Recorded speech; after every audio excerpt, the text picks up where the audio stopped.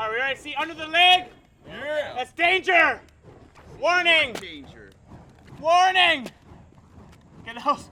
More dangerous. Welcome back again to the Actors Loud podcast. With you is truly yours. What's my name again? Shay Nicholas, the co-host, and my new good friends, Dirt Nap. Dirt Nap, say hello. Hello. Hey, what's up? That was delayed, but that's Hello. okay. So we're going to get started here. I am so excited. With you is always my co-host, Lamar Finesse. Finesse. Did we do a mic check on these fucking things, by the way? Let's see. Oh, I can hear my voice. So we are so excited to have you guys here at the Actors Lounge podcast. So we're going to do quickly just kind of introduce ourselves to you, and then you to us, and then you to everyone else here. So Yeah, starting from my left, just tell us your name and your role in the group. Okay, go ahead. I'm Jesse. I don't really have a role. I just hang out. He just came for the free beer. He's a groupie. That's all. We're gonna leave it at that. I'm Heath, and I'm here for the comedy. Shut the fuck up. Introduce yourself. You're from where? Where are you from? Boring, bro. Not from where. I'm sorry. Okay, you play for a And band, you're the right? guitarist, Yeah. right? Well, I'm kind of the guitarist, singer, bass. Well, not really bass. but You're the everything drummer. for? I just do everything for Bentdomain. Nice. Bentdomain. I do like Bentdomain. They're pretty badass. All right, next. I'm Matt, and I sing for Dirt Nap. Nice. I'm Sebastian. I play guitar and keyboard and anything else I have to. Oh, shit. Backup vocals. I'm Tyler, and I'm the bassist for Dirt Nap. Next. Hey, I'm Sag. I play drums for these guys. And also is Aquaman stand-in. All right, so we have a real special episode for you guys. Not only are we recording everything, this mic is extremely uncomfortable. Kind of feel like I'm on the Joe Rogan Experience, only really shitty, only terrible. So they are going to play for us a song, one of my favorite songs. I like a lot of your guys' music. I love your guys' covers. Thank you. Your guys' covers, I watched a lot of your Facebook stuff, which if you guys didn't know, they're on Facebook. They have 37, almost 38,000 fucking followers on Facebook. We just got our blue check mark I saw that. weeks ago. Yeah, I saw that. That's fucking That was intense. It's been a long time So, coming. real quick, I do want to hear what goes into the blue check mark. That was me. Okay. It's a pretty intense process. They really want tax forms Oh, no and shit. like Okay. government documents to prove, and it's hard because you've got to provide content that couldn't be generated within the band.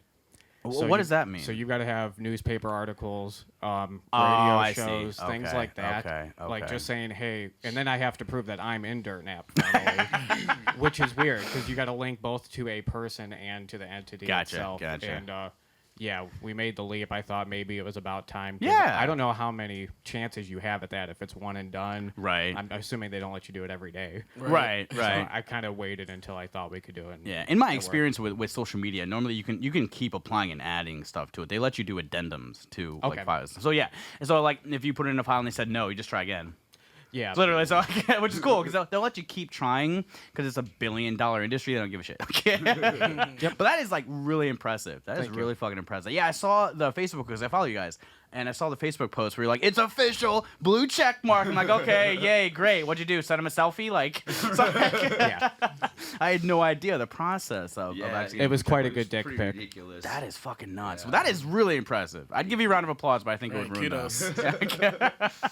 So, real quick, we want them to do a song. I love listening to you guys. And one of my favorite personal songs, and I haven't listened to all your stuff, obviously. I literally just met you guys. But the first song I did listen to was what Heath sent me, No Place Like Home, that acoustic version. Fucking seriously hit home for me, man.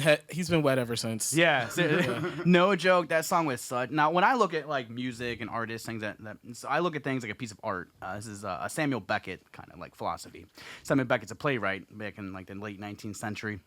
So when you look at a piece of art, you see things like, let's say you see a house on fire, right? It's all black and white, but the flames are red, right? Let's just say that as an example. You know, you think, oh man, it's just a burning house, and you're ending things, and you're tired of your past. Other people are like, well, it's just a burning house, whatever, it's cool. Like I like the red. Like so, we all see the same picture, but see it differently. Yeah. Absolutely. So for me, No Place Like Home hit me like there's no place like home, and it sucks. And it's fucking terrible. There's no place like it because it's fucking terrible. But I've had situations like that in my past where it's like, there really is no place like home. But I have to go there, and it's terrible. Not that that's what the meaning of the song was. Just from what you were telling me, it was actually about your grandma, something like that. Yeah, I mean, and that's the thing with songs, you know, like they can be about so many different things. It's open for everyone's interpretation. Absolutely. To listen to it.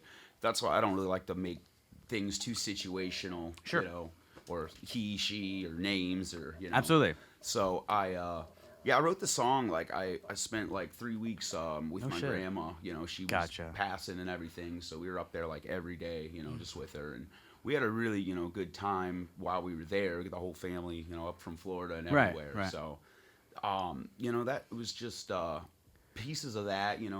Getting older, kind of seeing people. Things change, life pass you by. Wanting to get out and see the world. Kind of realizing how fragile it is. Absolutely. It's about a lot of different things, really. But that was definitely had a lot on my mind, obviously, when I was writing it, and I think a lot of that showed through. A lot of it was like, my own regrets of like I wish I'd gotten out and done more earlier, and So, but at the end, no matter how crazy the world gets and how bad it was, come home at the end of the day, and sure. That can be a prison or your sanctuary. Sometimes it's a little bit of both. Yeah, it's at least familiar. Absolutely. Yeah. I like that. I like that a lot. Absolutely. You guys want to play it for us? Yeah, we'll give it a shot here. It's arguably a ballad. I will say this real quick before we get going. The keyboard on it was so fucking cool.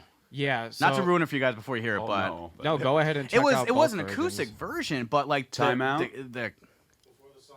Yeah. Okay, cool. So we're gonna go to a quick break right before they hit this song, but I do want to talk about the fucking keyboard right at the end. I mean, it's throughout most of the song, but like at the end, like just that, not the chorus, just the instrumental part was fucking incredible. Yeah. So a little bit on the music on that. So it was originally written. Matt had a demo of him with acoustic and singing, and some things turn out that way at the beginning, and I tend to be the main one arranging instruments on top of that, and I kind of saw it as a challenge. A lot of our music's pretty complicated from a theory standpoint, and I wanted to try to make this one not like that. Fair enough. It sticks with the same 4 chords the entire song, and I wanted to see how interesting and how much you can make it progress without altering that. Okay. So there's a lot of instruments jumping in and out on the full band version.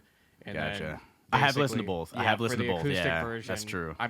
I'm pretty proficient on piano and guitar, and I was like, okay, I've noticed that. What if I just do exactly the guitar solo but on keyboard? And it works both ways. You are a hell of a pianist. Thank hell you. Of a pianist. I like that word. You can say that on any. You can say that anywhere. You can say it on SpongeBob to HBO shows. Pianist. Yep. It's a PG. Good. It's such an almost dirty word. It's so dirty. But you can get away with it. You can. But I think it speaks a lot to the song's composition that it can work. I think so too. It is. Although an acoustic, obviously, it comes with the territory acoustic, right? But it also has so many different layers to it that I fucking loved, and it was surprising for an acoustic version to add that to it and still keep that acoustic sound, that very authentic acoustic style to it. I really like that. It was. It sounded like the more that I listened to it, because it's almost a 5.5 minute song. I'm like, yeah, they put some fucking time into that. Oh yeah. That's easy, months.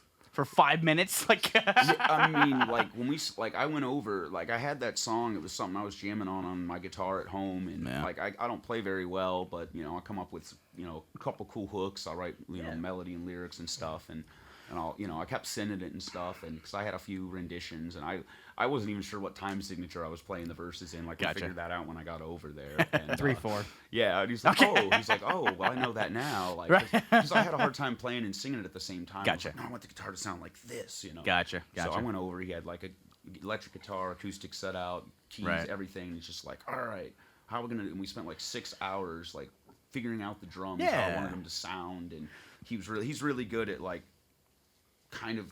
kind of tap and try to get this ridiculous he's really good at kind of filling in the gaps. Okay. Right. You brought the pieces and he's helped you stitch them together. Yeah, he's really good with initial sparks. Tyler is too. I just kind of formalize it and put it to sheet music and all that.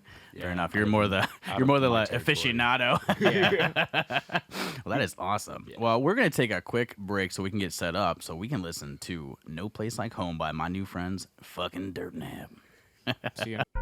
You guys know who it is from Actors Lounge Podcast. Make sure to check out Nexus Sound Studio for all of your audio and video recording needs. That's nexussoundstudio.com. I'm hoping I sound good. You sound awesome, actually. Okay, so you're the you. same thing, 'cause you can't tell. Yeah, yeah, you're cool, man. You sound good. I'm always self-conscious. Do you want those ones that Me has, too. like, it I'm looks like pretty a extroverted. king's chair? I'm a pretty extroverted guy, but yes, I do It has, like, the big have a soul. armrest and, like, the royalty shit. So we're rolling. All right, I we're feel it, rolling. I feel it. Yeah, 4 counts good. Yeah, however you want to fucking do it, just fucking do it, Keith. I'm not gonna ask you again.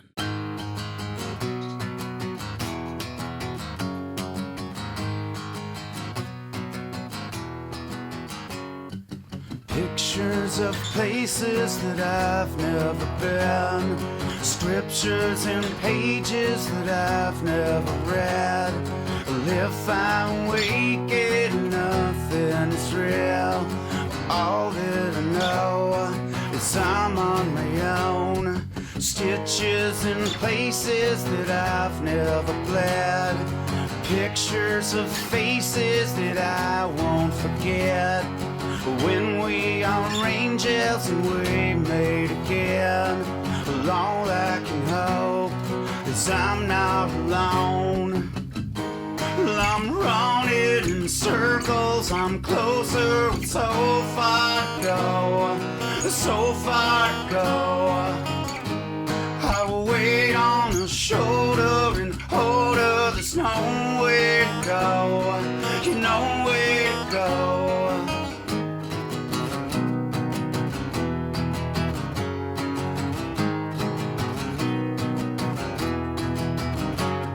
Scriptures and pages that I've never read. Pictures of faces that I can't forget. Sick and complacent and full of regret. But all that I know is I'm not alone. Wishes to angels alongside the bed. Stitches in blankets held on by a thread. I wish you were right here and it was like then. All that I know is I'm not alone. Well, I'm running in circles, I'm closer with so far to go, so far to go. I wait on her shoulder and hold her like nothing is wrong, nothing at all. I'm running in circles, I'm closer with something I know. It's nothing, you know. The weight on my shoulders, it's over, there's nowhere to go, you know where to go.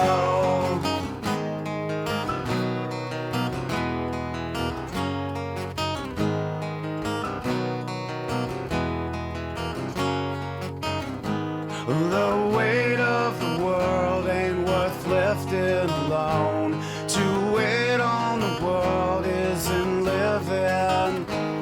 The weight of the world ain't worth lifting alone. If I'm lifting, living it all.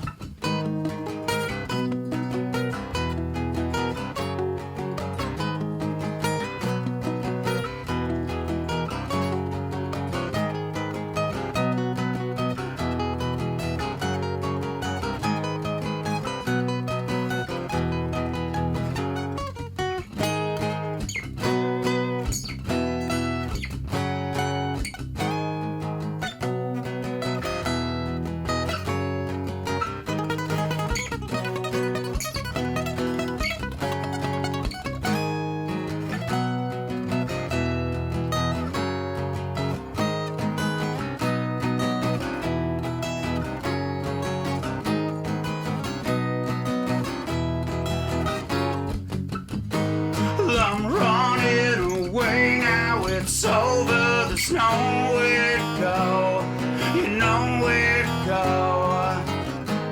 I wait on her shoulders and hold her like nothing is wrong, nothing at all. I'm running in circles, I'm closer with so far to go, so far to go. The weight on my shoulders, it's over, there's no place like home. No place like home.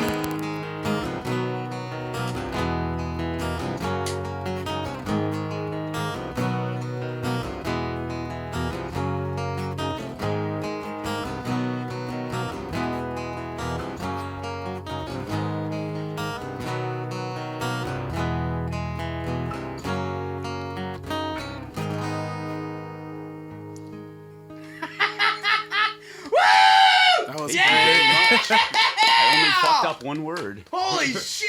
could have fooled me. That's a fucking song. That was is great, a you guys. Fucking song. All right, let's cut this real quick. Holy shit! Let's get to the next segment. This is Shane from the Actors Lounge podcast. Make sure to check out Big Ben's Towing and Repair. For all of your towing and auto mechanic needs, check out BigBen'sTowingRepair.com. But we literally just got back from listening to literally my favorite fucking song from these guys. And I could listen to it all fucking day. That was like so cathartic. Like that was an awesome fucking song. Thank you. Thank you. Absolutely very awesome much. fucking song. Yeah, Heath did a With really Heath, good yeah, job. with my dude Heath. That was with our my first dude time Heath. ever doing it together, Yeah, Heath. so. This is my dude Heath. This is my dude. Let me record me because I like my face. I'm just saying. Oh wait, no, I stopped. Okay, we're good. Okay, we're good. So my dude Heath. This is how like such of a perfectionist Heath is. Heath wanted to redo the song. I'm like, come the fuck on, dude. No, that was literally. That was fucking great, man. That was fucking incredible. Thank you very much. Thank you. Seriously. I only messed up like 2 words, I think. Yeah. It was a good B- effort.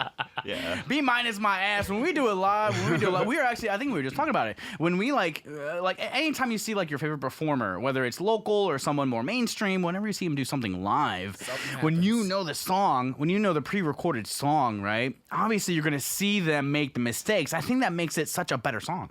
I do too, personally. Like, and I was just watching a lot of like countdowns and stuff recently of like, you could tell when artists like aren't lip singing and stuff, you know. Right. Yeah. Oh yeah. Yeah. And I mean, to me, that's like you're at a show. It's kind of like a party, you know. If you fuck up, you laugh about it. Right. You point it out sometimes, or Yeah.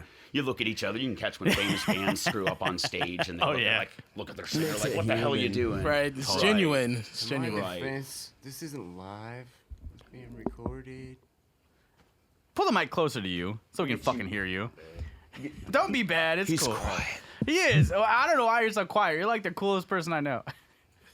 Next to Dirt Nap. I'm not gonna lie. Oh, he was cool.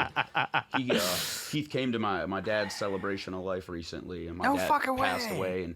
But he showed up. Dude. It's been a I'm rough sorry, year man. for sure. My condolences. You Fucked up, but man. I'm so these sorry. guys were cool. Like Sebastian, Of course, ran yeah. sound and everything. We performed a song. Tyler was there helping clean Yeah. tables and everything. No fucking way. Heath came by. That's and cool. He brought me some goodies and some cleaner for my vases and stuff at home. and God shirts. damn, dude. Yeah. That's my dude Heath. He's always like that. He's always been supportive of me. Like no matter what I did, you know, he's always been supportive of his cousin Josh.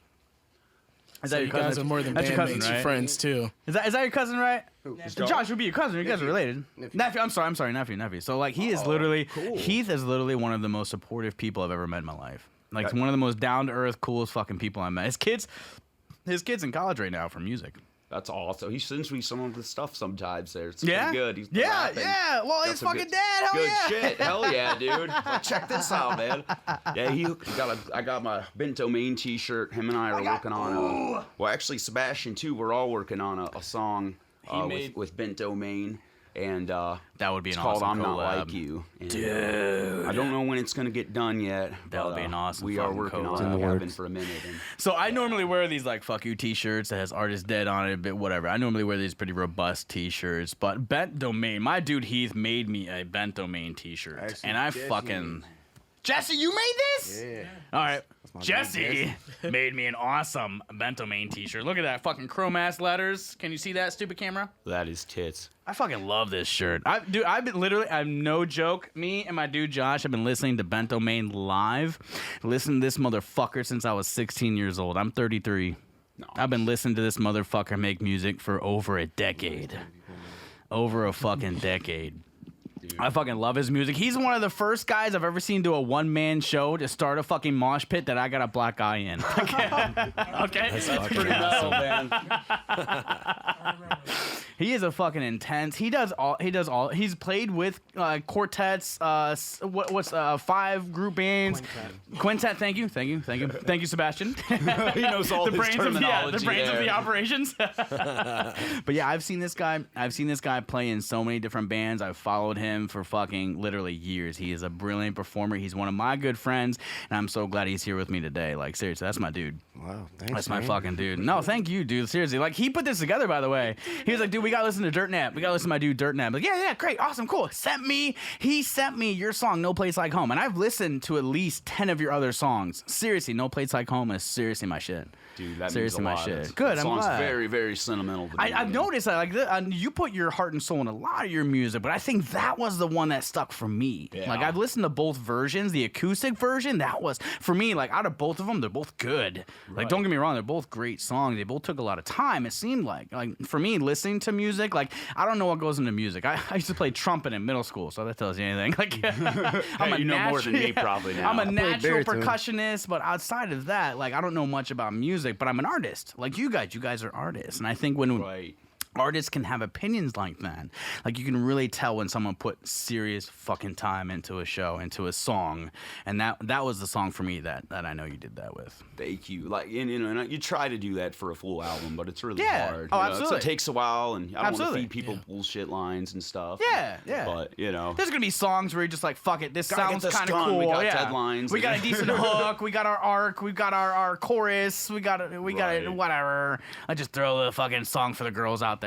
Right. See, like, I mean, and I noticed, I talked about this the other day a bit, but it's like, I think a lot of people, for the most part, especially with me, like, you're drawn in by melodies and stuff. Yeah. So in order for anybody to, like, appreciate lyrics and, like, get into it, I think you have to be drawn into the melody and the music first to actually, like, really go through the time to figure out what the words are. So yeah, I think so too. Yeah, if the music's no good on its own, it doesn't really matter what the words are. Right, You're not right. gonna No one's gonna Right. care. I agree. Yeah, I If agree. that's all you cared about, you read a book. Right. You know? Right. You can have the cheesiest pop You read a songs, book. but if they're catchy and you got, good lines, that'll get stuck in people's heads. Oh yeah. Yeah, So if you absolutely. can kind of do the same thing with some hooks and catch people's attention with Yeah. some actual, like, something to say, I it's agree. kind of our goal. So. I think so too. I think you hit that. Like, when I first heard that song, I was like, "Why'd you send me a Seether song?" Like, I had a couple people say that sounds like early Seether. It which does. is when I Not liked a them the bad best. thing, yeah. But no, that was their glory days. yeah, for me. I agree. They are definitely much more commercialized, but that's kind of what Yeah. happens with the music. It becomes your does. job. Not a bad. To me, that's not a bad thing. You got to sell Right. your shirts. You got to sell your tickets. You got to sell Gotta your make a music. living, Yeah. business, schmooze or lose. Rather than the first 10 songs of an album being more like artistic and within the heart, it's like 1 or 2 now. Yeah. And I'm okay with that. Like, that's your job. That's what you got to do. You found your hook. You found your audience. Keep it up. And then, okay, so a good example would be Slipknot. They have mostly sensationalized their music. They have mostly commercialized their music, especially after Iowa. Yeah. That was when they seriously commercialized their music, and it's not a bad thing. They're a band. I mean, their self-titled album is arguably the best metal album. Fuck yeah, dude. Dude, fucking, that is the fucking best fucking album in metal history in the fucking 90s. It's Like, up there for sure. Yeah, I don't care about whatever anything Metallica came out with in their first 10 years, dude. That self-titled Slipknot album, that brought underground grunge, metal, bullshit, headbutt, fucking bust your face up, bloody as shit, proud of it to go to work the next day, music to the forefront. Yeah. For me, that was what did it. Because I've been listening to Slipknot since that album. I was fucking 13 years old. No, I'm sorry. I was like 12, 11, some shit like that. This was the 90s when they Yeah, it came was out. like 15 or some shit. Yeah. I went to their Pledge of Allegiance tour when I was 13 years old. Believe me, I went to school the next day thinking my mom abused me. I was in a Slipknot mosh pit. Yeah. How are they gonna believe me? It's like, like, I snuck in. They were playing in Cleveland, right? And like, this was Cleveland in the 90s, believe it or not. So I snuck. We had nosebleed seats at a Slipknot concert. So I was like, me, 13, 14 years old, total NGAF, not give a fuck. jumped down stage, jumped over a railing, and got into a pit. That was my first pit. That was the first time I ever got. It was the first time I ever got a black eye. That I remember. Way to start it. Yeah, it was the first time I got a black eye outside of my house. Like, what an introduction to the pit. And that was fucking Slipknot. All them fucking crazy masks, all that bullshit, all that blood, all that gore, like all that hard-hitting heavy music. I think we can all relate. And you could honestly argue that Corey Taylor is a rapper. When you listen to his music, he literally, it's like bam, bam, bam, bam, bam. Especially in the earlier, even now, I totally agree. Yeah, I think he was a brilliant lyricist, even when it's so sour. There's an element of hip hop and all kinds of, pretty much all music nowadays. Yeah, I agree. An element of it anyway. I agree, absolutely. I think the way he spit it out. Get This, which was like the later song. It's like a 2.5 minute song. Rap song, you know, local bands suck these nuts, worldwide bands suck these nuts, all you bands can suck these fucking nuts. Like his lyrics, man, he didn't give a fuck about anybody. Have you guys ever read his book? I bought his book. My buddy Ed, my buddy Lamar. By the way, this is Lamar. Nice to meet you, Lamar. Lamar loves reading. He loves so his kind of music is like Mariah Carey, more hip hop styles music. Good fucking music. He got me into a lot of that stuff. I love that kind of stuff. And he read a book by Mariah Carey, and he and I were talking about the books that we read about our favorite musicians. And it was Born Bad, Made Good. It was a Corey Taylor, The Seven Deadly Sins book. Oh, I never read it. Brilliant fucking book. Awesome. It was like one of the few books I've ever read. He talks about the beginning parts of his career before he even became a musician. He would always say it starts off, I'm at a party getting fucked up, doing drugs, drinking, whatever. And he talked about waking up in a dumpster. Seriously, like his friends thought he was fucking dead, and he woke up in a dumpster. And like that's like where he draws his inspiration from music. From and dumpsters? Yeah, I guess so. So like I guess not the dumpster, although you could argue that more or less his experiences. Tough times. Yeah. No, not dumpster. Tough times. Yeah, you're an idiot. Like, thank you, Sebastian. They said they like to dress so like they feel like they're rabid animals on stage. Yeah. And it's like Korn said, all that Monkey likes to dress like ugly, like all that ugliness and just dirty, comes out when you're on stage. All that aggression and everything.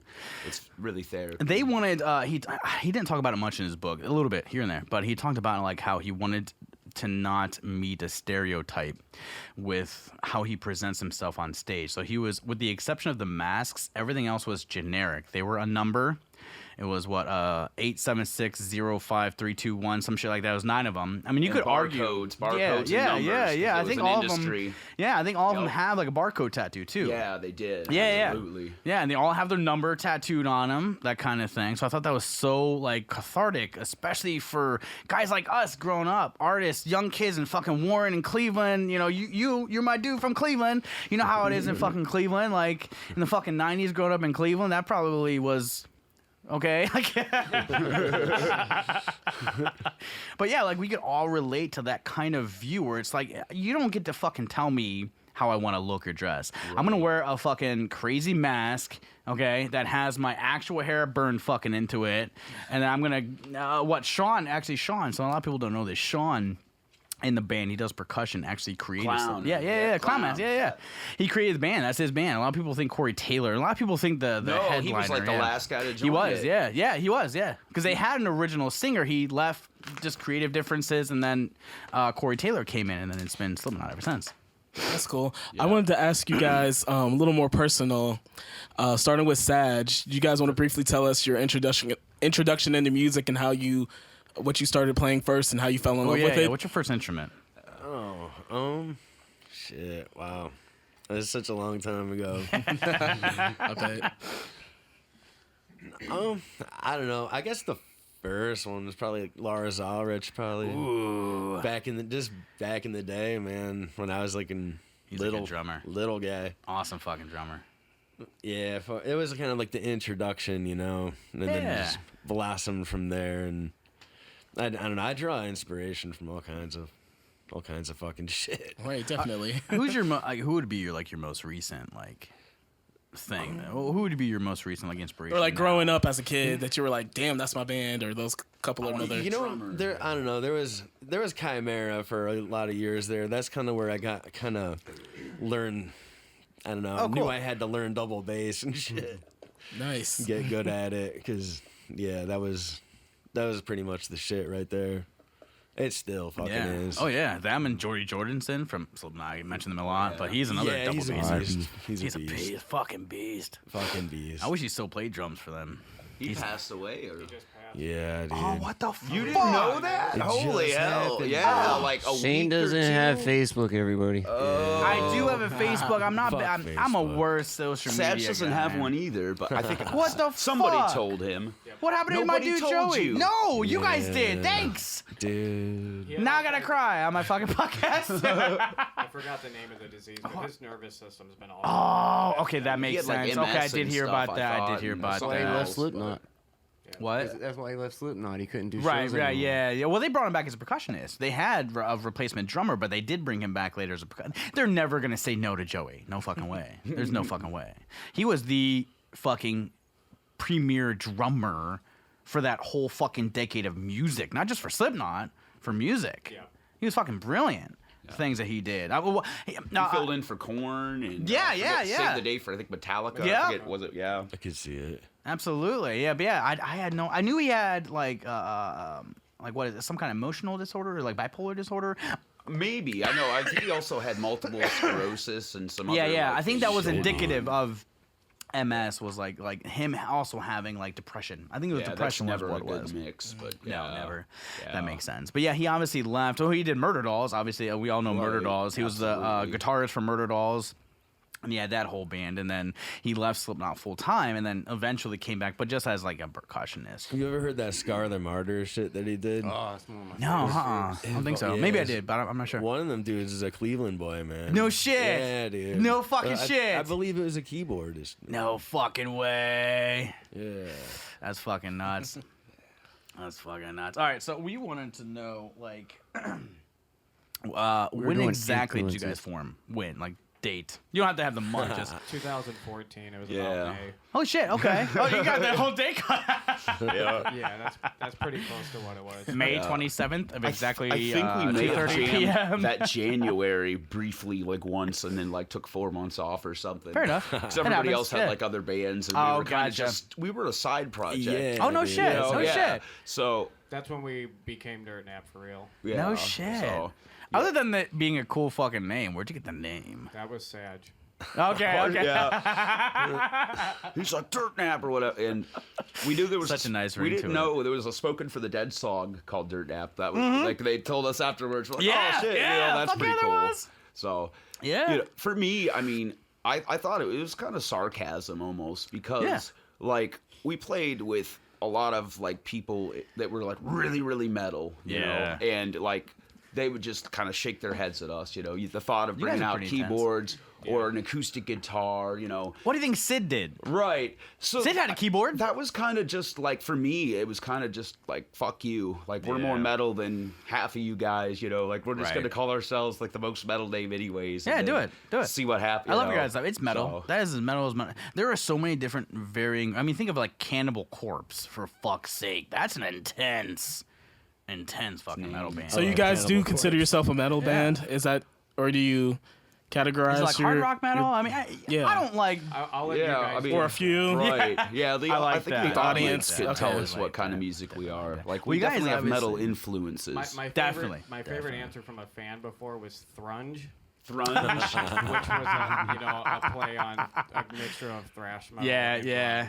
I think like that's the that. I best used way to call say it Yeah. mechanical Grunge. grunge, but I like that better. think that Thrunge. has- I don't know if Has I like grunge to munge. it. I don't think I like munge. Like Into mechanical it. grunge, munge. No. Yeah, I think I like Thrunge. thrunge. Or Yeah. thrunge. All right, so would you guys do a song called "Spoken for the Dead"?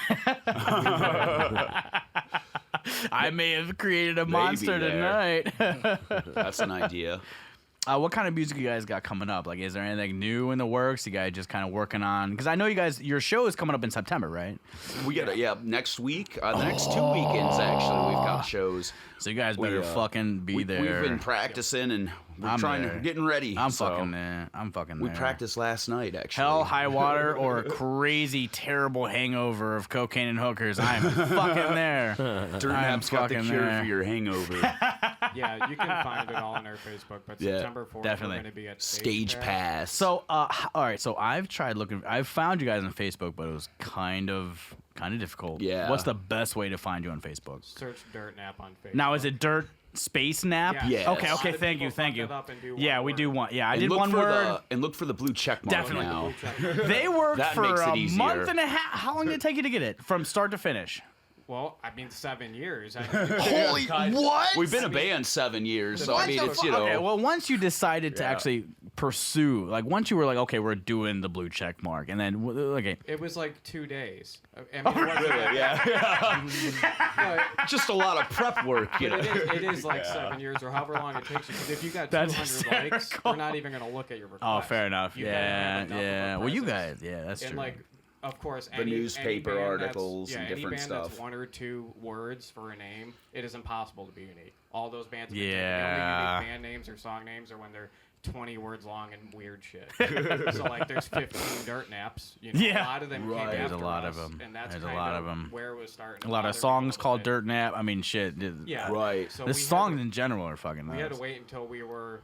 I mean, we were the biggest Dirt Nap kind of from the beginning. We took off a little bit. But Yeah, once definitely. we were like way over everyone else, then it was easier. Oh to yeah. pace. So when you find Dirt Nap, look for the blue check mark. It's Dirt Space Nap, and look for they're reaching 38,000. Probably after this podcast. After this, I'm hoping after this podcast and after next week and after you guys' upcoming shows, when you guys are able to start doing more shows, given that the pandemic has slowed down, you guys are definitely gonna be over 40,000 for sure. For sure. I'm so excited for it. We're trying to build up our YouTube channel, though, still. Yeah. That's all. I was just about to another ask. beast. Yeah, it is. It really is. I mean, YouTube is so, especially since after like 2012, after everyone decided they can make fucking YouTube videos, it's so watered down, it's almost impossible. It's really just made for people that are already established influencers that live in bigger cities like California. If you guys didn't know this, in California, they actually have areas of California like that will let you live in their apartment complexes for pieces of your influencing, and they'll help you influence. So there's literally like complexes and apartment complexes just for people that influence. Wow. Not even kidding you. It's just for people that influence, just for people that do shit on their phone, have YouTube channels, Instagram, that kind of shit. TikTok is another big one. They'll let you live there, but they're like, okay, well, you live here for free, but we'll take between 2 and 5% of what you make for the entirety of your lease. And then we'll help you get on set with famous actors. So they actually give you an agent, literally, for influencing, for putting mind-numbing garbage on fucking social media. You have an agent and a publicist that will help you get on set.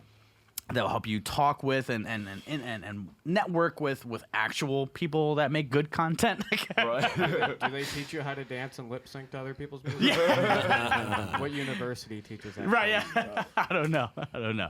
That's definitely for the keggers. That's definitely a kegger thing. All right, so typically on the Actors Lounge podcast, we don't do a lot of music, but as Ed and I are artists, Ed and I did theater together for years. So we actually studied, thank you. We studied performance art together at Kent State, right in Warren, Ohio. Awesome. Yeah, I was a professional actor. He and I have done some professional acting together. What we'd like to know is, like, what do you guys like watching? Like, what kind of TV, like, or films that inspire? And it could be anything. What, like, kind of okay. Yeah. Dexter's Lab or Dexter? Honestly, both. But I haven't watched Dexter's Lab in about 20 years. It's been a while. It's been a while. They're bringing back Dexter. I'm excited for it. I can't wait. Yeah, I might get Showtime for 6 It actually looks good. to watch it. Right. I love Dexter. That is a good. I watched like the first 3 seasons of it. After that, I can't stick to a TV show. I'm a movie guy. I'm a film savant. Like anything about film you ask me, I'll probably know something about it. Something about it. I not don't know everything. none of it. Yeah. I love movies. That's something I'm really looking forward to. Like I like music, comedy, pro wrestling, anything that has. Oh yeah, it's a whole other podcast. Don't get him started on wrestling. We did that. We did that at the last Fuck podcast. you started, you motherfucker. We did a podcast the other week, and I think the first like 15 minutes were just the host talking about wrestling to me. And I was like, we should probably talk about some music, So See, with us, we talk about anything. Specifically, we wanted to focus on music because you guys are we can do that. musicians. To me, it's But art. whatever, It's all yeah. connected, I think so you know? too. With wrestling, I'll just touch on wrestling. I'm just gonna touch on wrestling like your fellow priest, and then that's it. I'm done. Okay, so. Wrestling is so interesting to me because it's one of those dying breeds of art, in my opinion. I could see that.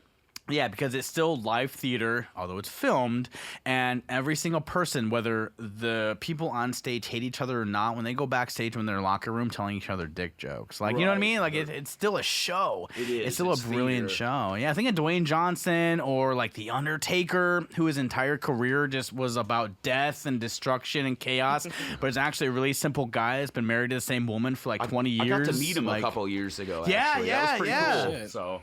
He's nice, yeah, quiet. when they transition out of for those that are like classic fans of wrestling, we all know the Tombstone Pound Driver, right? Of course.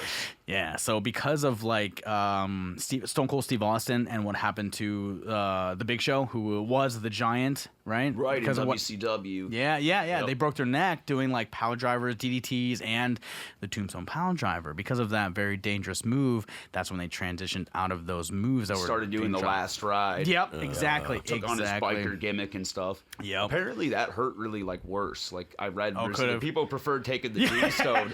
Like got you up there with such height and dropped So you. With the Hell Ride, he was lifting you up, and he's like what 6'6", At least. bashing you on your back. Whereas with a Tombstone Pound Driver, 6'9" maybe. Yeah, he's a big. Most of those guys are big guys, Right. but it's a camera element, so they Right. need big guys. But with the Tombstone Pound Driver, the only reason why those were dangerous moves was because any slight movement you could land on their neck. But you Right. typically hold their neck and fall on your ass. You're not actually dropping them on their neck or their back. Right. Either hit your Or knees anything, or your yeah. ass. You're literally just holding a person up and falling on your ass. Their head should be a couple inches up above Exactly, the mat. yeah. Right. But because a couple people were lazy and hungover or whatever, Slip, lose your grip, drop Yep. him right on his head. or and whatever. literally with Stone Cold Steve Austin ruined his career. Owen did that one. He went. I dropped it to his ass and I did it wrong. Yeah, and, yep. Yeah, like fucking knocked him like Yeah, out, broke it his did- neck. yeah, and he couldn't shortened wrestle. his career. That's like Yeah, why he yeah, changed yeah. his style and Yep. everything. He literally could not wrestle. Literally, and you're right. He learned changed though. his He's career. smart. He adapted. You know, he learned how to. Oh do yeah, but Stone better Cold. Anytime you promos. hear that glass breaking, dude, it was That all. was my it was all guy. I was like, applause. I could Yeah. be sleeping, half ready for I had school the next morning. I was a little 10-year-old, Oh, yeah. and I would hear the glass shatter, and I'd jump I'm up up. out of bed I'm like up. Stone Cold. Yeah. I actually for a long time had one of the cans that he drank and bashed and threw. That's awesome, Dude, for like years I had that can. Eventually I lost it. I remember how about like for years I had that fucking can. I want to hear another musical origin story. Ooh, yeah. Tyler, you want to tell us Yeah, how you long up you've been next. playing and all the instruments you play? So I started playing, I believe I was 17. I think I was a senior in high school. I started with guitar first, acoustic. No shit. Wasn't really sure if I wanted to stick with it at first. I think a lot of people go through that kind of rumble. You're kind of fighting off if you have the dedication for it or if you think you're going to be good enough. But, I mean, if you kind of stick with it and you get the hang of it, it can go a long way from there. Yeah. But I feel like what got me really into it is before my senior year of high school started, for whatever reason, I was mostly like a gamer.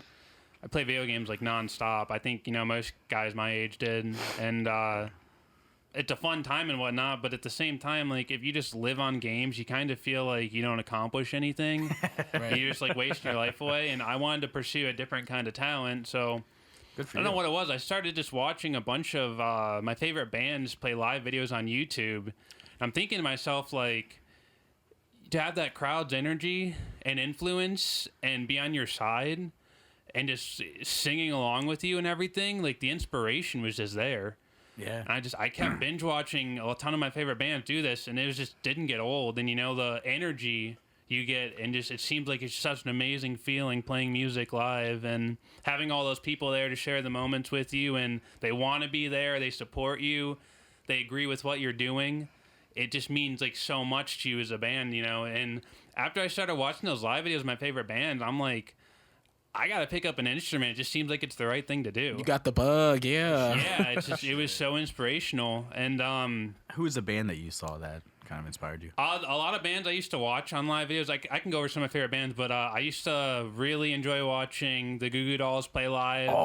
Blink 182 is one of my favorite bands, but they're not exactly the best live. But they tell a lot of goofy jokes, so they're still entertaining and they play fast. It's experience, yeah. And I was really, really big on Green Day growing up. Yeah. And then I was out of them for a few years, but after I joined the band with Sebastian, he's big on Green Day. I kind of got a kick from them again. His beard is green. I listened to him all the time again. So they were my favorite band growing up. I kind of grew out of it. Right. And I switched to Blink 182, and then I love a lot of older stuff too. I'm big on Led Zeppelin too, and Black Sabbath and stuff like that. And I'm like all over the place really with my influences, but Good for you. I even like some Christian rock bands. I really like Switchfoot a lot. I like Switchfoot. Super inspirational to me. They put on a great live show, and I got so much inspiration watching them play from live videos too. Yeah, and good. you know, their singer's so talented. Yeah. And Tough what they band do. too. They're like a tough, like they're kind of a and I rock love band. their scene too. They're from San Diego and they're surfers. Oh, no shit. And Okay, that- okay. Yeah, I love that look and scene they have too, Yeah. and it influences their music and whatnot.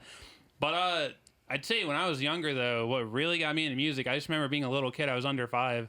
Remember songs I used to hear on the radio that I really enjoyed, and I remember one of the earliest memories I had was hearing Goo Goo Dolls. I remember hearing Slide, Black Balloon, and Iris on the radio. Just a little kid, but those songs have always been with me my whole life since then. They're great And I songs, actually man. remember my dad had a Brilliant Fuel fucking CD songs. for Something Like Human. This was 98 or 99 or something, and I remember listening to some stuff on that, and I just remember the memories of being a little kid. Those songs, that's what songs can do to you. They can stick with you and bring back memories and whatnot. And hearing that stuff, I just grew up loving music, honestly. And I don't think I have many of the same interests as my dad music-wise, but when I was a kid growing up, those bands he listened to in the 90s. 90s music's like my favorite. Oh, I I'm love with Third you. Eye Blind especially, too. Lamar is all about 90s music. Yeah, bro. it's great. When I joined the band, I wasn't really big on 90s grunge per se, but these guys totally got me more into Alice in Chains and Pearl Jam and Nirvana. Yeah. Little bit of Soundgarden and especially Bush. Stone Temple Pilots. You're welcome. Yeah, we cover all that stuff and we love doing it.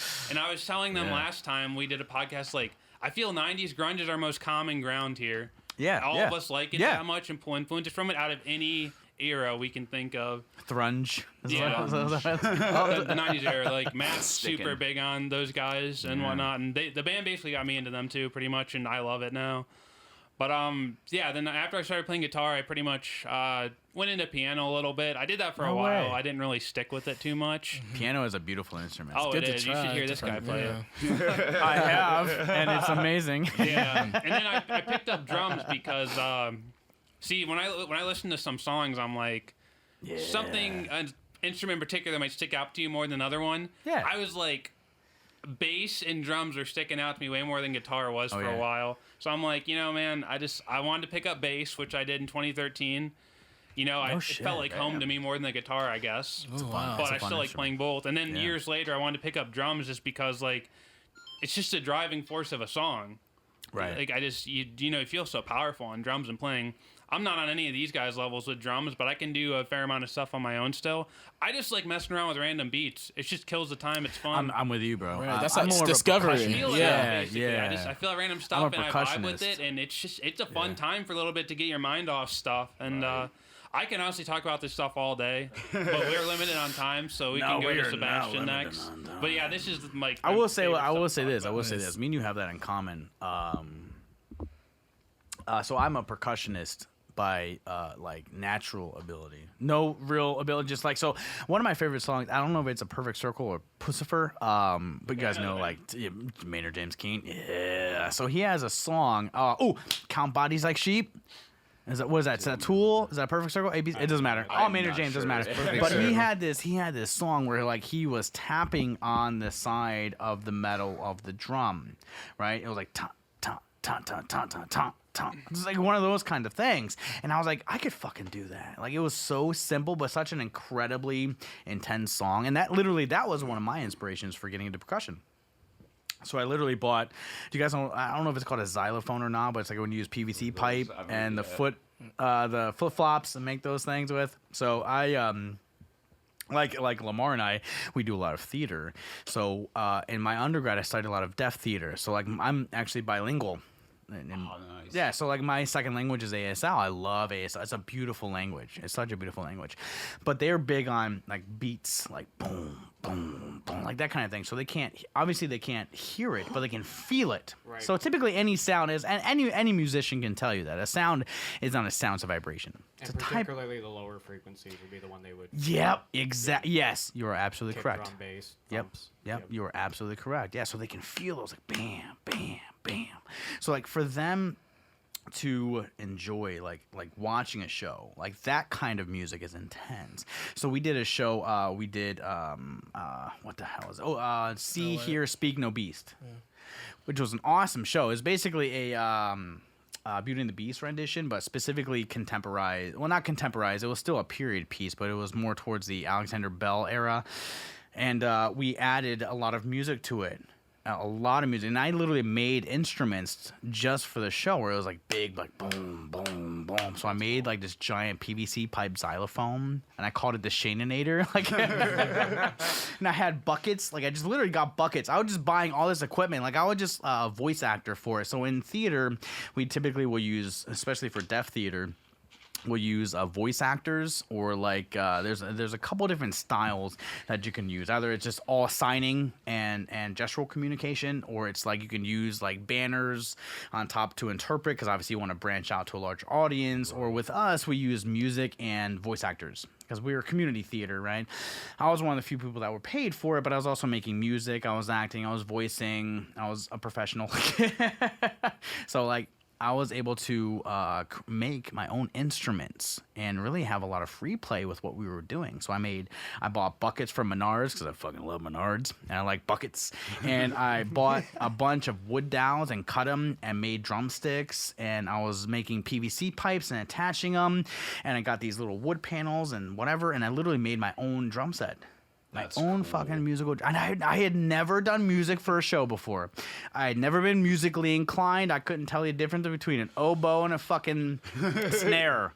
Like, I had no idea. I didn't know what a staff was. I didn't know shit about music. I mean, all right, I knew what music was. I knew about music. You know, every good boy does fine, that kind of thing. I knew basics, but I didn't know how to play music. So this gave me an opportunity to learn and do music for a show, and I did percussion. I fucking love percussion. So for those that got into percussion, did a little bit of percussion, you're a fucking musician, man. Stomp interested me. That Stomp show back in the day. I remember Right on HBO? I couldn't play. We saw it in school actually in music class. That's Okay. also when we were showed Amish Paradise by Weird Al that year. It was introduced, that changed my life. Classic. But yeah, man, I would try to get pots and pans and wooden spoons and whatever. And I'd be trying to make my own drum kit. But, you know, I had interest in that kind of thing. But Stomp really like that. Yeah, fascinated me. It was the like beginning of Stomp when they making were instruments out of stuff Yeah, that's out not of nothing. really Right. instruments. Out of Yeah. nothing. Like when they had when they were on the wires and they were swinging and playing the drums, or when they had the brooms or whatever. Like, that is a fucking group of people. They're all That is on. a It was fucking a incredible show. group of Yeah. people. Yeah. Like that was my first, maybe like where I was like, oh, you know, that's kind of cool. Nothing to do with singing, but I was just like, wanted to hit shit. I wanted to be a drummer. I think that was at one point. Yeah, So- but you became a hell of a singer, so keep it up. Thank you, man. I failed at everything else. I bought a guitar. I tried a guitar. I had a drum set in my kitchen for a while. I did get him in the band because of that, though. No shit. I bought No it shit. mainly I got it for $100. Like, put it in my kitchen. Like, Yeah, come on, you jam on literally your work lunch with what break, you have. You know? literally try and work with what you have. I think with anyone, especially people that want to make like unique types of music, you work with what you have. Like, this is literally the first time he and I have done a podcast with a microphone. Sweet. We have microphones attached to our phone, but they're not like, It's you know not what I the mean? same. No, thank you, Sebastian. There's not even fucking close. Can't compare. It sounds nice. Like, it does sound a little It's workable, better. but yeah. Yeah, this it's is like better. going from like a 6 to like an 8. You know what I mean? Like, and then these are like a 25, you know, whatever. Sebastian, did you want to tell us your origin story on music? Yeah, I want to hear Yeah. that. Okay. Hey, dude, you got any more of these beers, man? Absolutely. Sure the Do fuck. you want to talk about that real quick, Sag, and then I'll start? plug the beer. You gotta plug the beer. Oh, okay. man. So, all right. Where can you get this shit, man? It's good shit. I have a delicious Panthertown Pilsner from Modern Methods Brewery, right in downtown Warren, Ohio, in Dave Grove fucking alley. Ooh, that's fucking awesome. It's amazing. This actually, so a friend of mine, Adam Keck, I'm going to explain this real quick, then I would love to hear this. I'll be quick.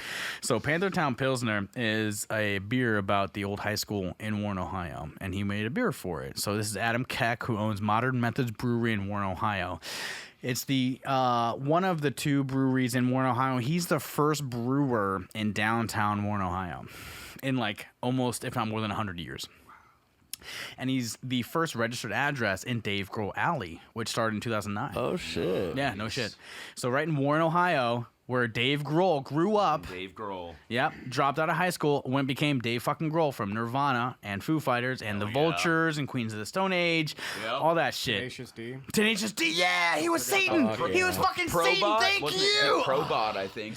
Oh, I love you, Sebastian. You mentioned. All right, that's great. You Yeah, mentioned go ahead and give Tenacious it to I him. love the D. You mentioned Tenacious. Yeah. Here we go. And Sebastian, you can go ahead and let us know. So, okay, I started playing. My primary instruments are guitar, bass, piano, and drums. I can do a little bit of whatever else too. Nothing you put your mouth on though. I never excelled at that, and I'm not a singer. But no, I started when I was 5 on all of that stuff. I got proficient on piano first. I think it's probably the easiest instrument of those. Main difference from guitar and piano being on piano, when you hear, a C5, there's only one way to play that. On guitar, there's 4 to 5 spots to play every note that's on it, so it's more of a 2D kind of an axis situation than 1D. Piano's just a line. So yeah, so piano, I kind of obviously got better on that first. When I was 10 is when I got serious on all of it. That's when I knew that I wanted to be able to do stuff. I was into classical music, 80s metal, and 90s pop punk. That's kind of always been my bread and butter. The metal and classical stuff, I'm really thankful for, because you have to have your chops up on instruments in order to be able to play any of that. So a lot of Bach and Mozart and Handel and guys like that kind of got in under my skin early, and that's what got me into music theory, which I think more than any of my physical abilities is the most important part of what makes me me. I was 8. My dad had a college music theory textbook. He took one course at Lakeland. I think that was about the only one that he did okay in. So that was sitting around, and he saw I was taking an interest to learning music and why it works the way it was. So I started learning out of that then, and by the time I was 10, I was pretty damn good with that stuff. And then I saw Randy Rhoads do Mr. Crowley on, it was 1981, 1 year before he died, MTV After Hours. That performance is what made me want to get really good at guitar. And there's no shortcuts. I don't believe in any natural ability. I just had a lot of work ethic. I got tiny little girl hands, and I knew if you wanted to be as good as Randy Rhoads as far as technique, you got to play as much as Randy played. Okay, right. That's how. Just gotta sit there and practice. Nobody's great at it automatically, right? No. So It's work. When I was 10 to 16, before life got real busy outside of that, I had a rule for myself where I did 4 hours a day, which, whatever instrument, mostly guitar. And if I missed a day, wasn't feeling good, I did 8 the next. I didn't make any excuses. I haven't seen a lot of movies, didn't hang out with a lot of kids growing up. I kind of sheltered myself and forced myself into that situation. So Sounds like most of us. I missed out on a lot. But I've always kind of prioritized, as Tyler was saying with the video games, I like video games too and stuff, and I would dabble in that. But if you sit down for 4 hours playing a video game, you kind of don't walk away with a lot. Right. When I sat down for 4 hours playing guitar, I was always noticeably better at the end of the day than I was at the beginning. You hear that, kids? So just sit there, practice. Don't be afraid of metronomes. They're your friend. Learn music theory. Music theory is the math of the music world. And what I mean by that, I love math and science. I went for chemical engineering. No shit. But like kids in middle school and high school would make fun of you if you were good at math or if you liked math. They were just afraid of it because they didn't want to put the work into learning. I'm right fucking with you, dude. I'm right fucking with you, dude. And music is math too. I'll write songs using spreadsheets and all kinds of shit. Like I don't fuck around with that. Pull out a TI-84 Silver Edition if you gotta figure something out real quick. Find your favorite song. You're gonna find some kind of mathematical formula with it. absolutely. Any song, It's even all a right. Bieber song, there's some kind of beat to it Yeah. that requires It's all that. A number of riffs or something, Yep. sections. You And got all playing an sections. instrument is, if you know a lot about physics, it does help with it. Oh, okay, I didn't know that. Yeah, Okay. simple things like, a pick. Where do you hold your pick? If you got a pick bigger than you need to be, that's more mass than you're dragging back and forth. Oh. If you Oh, no got a- shit. If you got Okay. a really thin pick, there's a lot of flex in the system, so there's always a rebound time when you pick. If it's super thin or Gotcha. floppy, Okay, physically okay. can't- And so I mean, No fucking way. That makes sense. Okay. yeah. It's So like little things like I'm learning Newton's so third much. law and all that good shit. I got it you. really does all apply, and it's not a requirement. I agree. but Yeah. If anything's a shortcut, it's learning Yeah. other things in life I'm in. that you can apply. I'm the same way. Like I'm big on. So I micromanage. Like if any little thing bothers me, because I love computers. I love like I'm an artist, that kind of thing. So like those kind of things together. So like any little thing that bugs me, like an app doesn't work right or my settings aren't right, I critique them. Like I have my own style with everything. Like anyone that picks a guitar, they're gonna have their specific kind of picks, their specific kind of strings, their specific kind of guitars, their strap.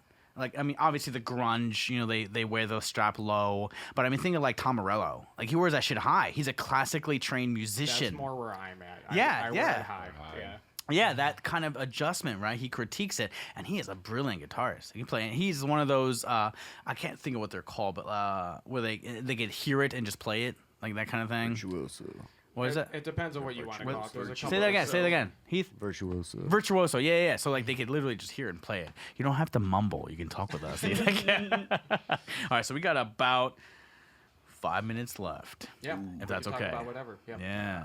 So. Gotta get his origin story. Yeah, Matt, Oh, are yeah. you a I'm tenor? sorry. or Yeah. you In baritone? 3.5 minutes. Good luck. Oh yeah, I'll try to keep this short. Keep it brief. No, my We'll definitely do. We'll definitely do this again for sure. Oh yeah, dude. No, this has been fun. Good. I'm glad. My origin story. I mean, music. What got me into music? Really, I just, I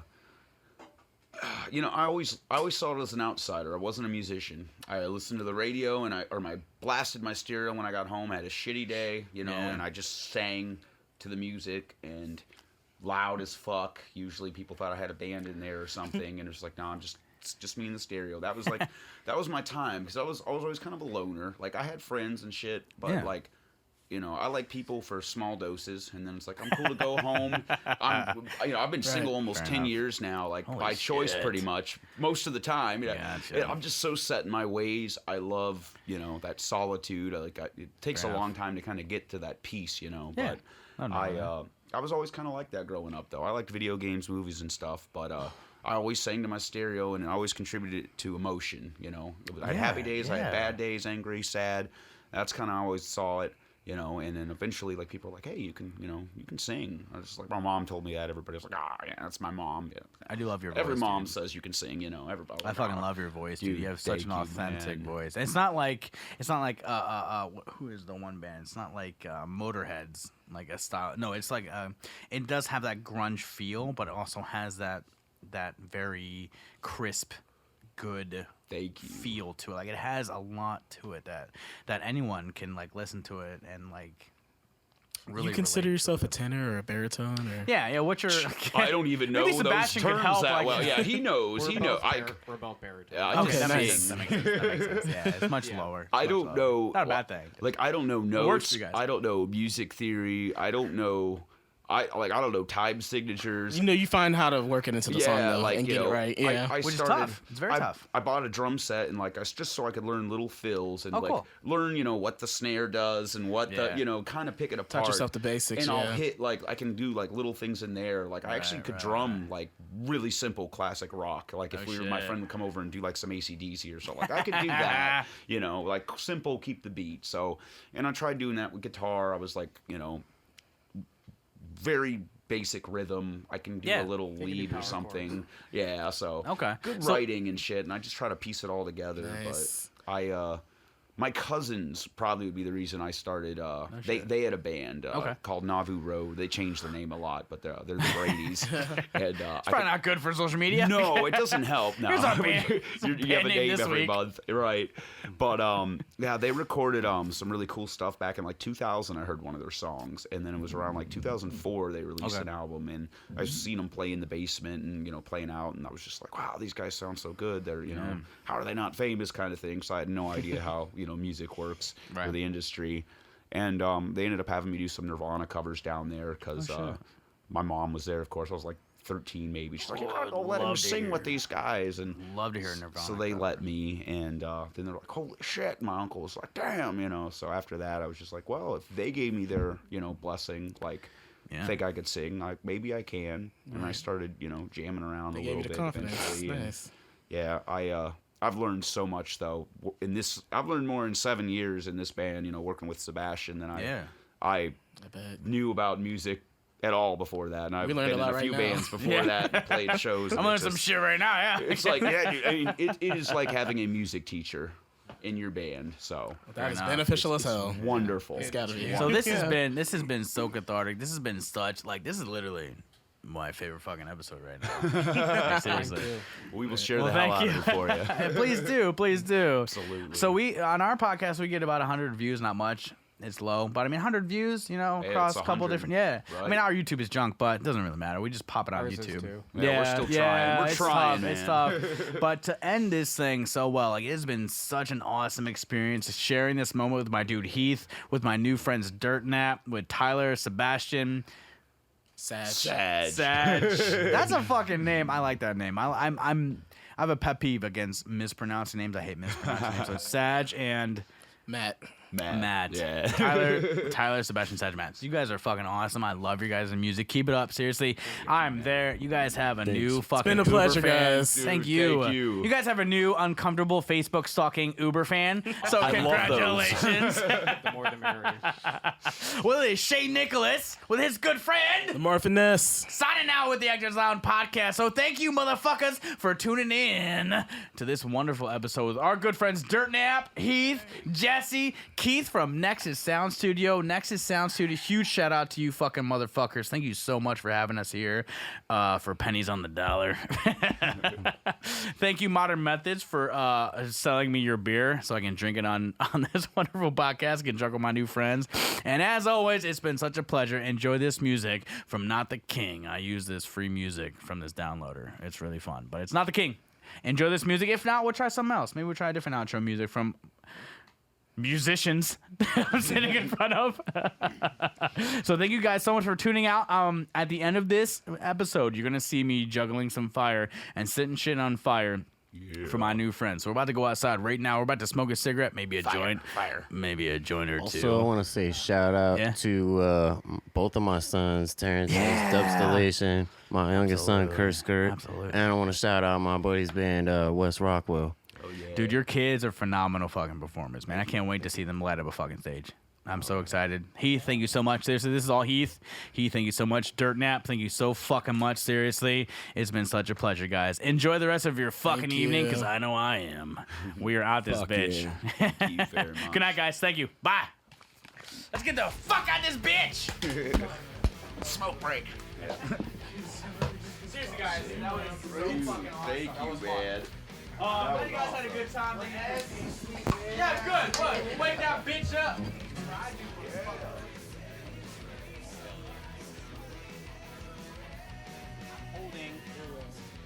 We're rolling.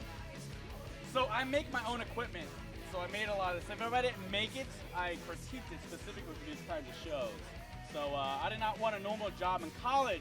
I had a stupid job in college, as we all did, but I started developing these fire shows. I started doing juggling fire, whatever, eating fire, breathing fire. And then some dumbass decided to pay me for it, and it became one of my main sources of income in college, was setting things on fire. Now, you guys are ready to see me set myself on fire. Yeah. You're sick. You're fucking, I'm kidding, it's fine. It's a normal joke, As part of my work release program, I had to figure out something to do in the community to make me more involved. So I decided to get drunk and set things on fire. So I wanted to do that for you guys. I hope you're ready. I said I hope you're ready! Are we ready? Do we have a good time in the Actors Lounge podcast? All right. Oh. We'll edit that in post. Edit in post. Pull the pants off. Sorry, I've had some beer. I've been drinking for this. No, you do not. This is gonna be me eating fire. Eating fire for you. Really dangerous, really stupid. Are we ready? This is Lamp Boy. Shut the fuck up. It's a listening show.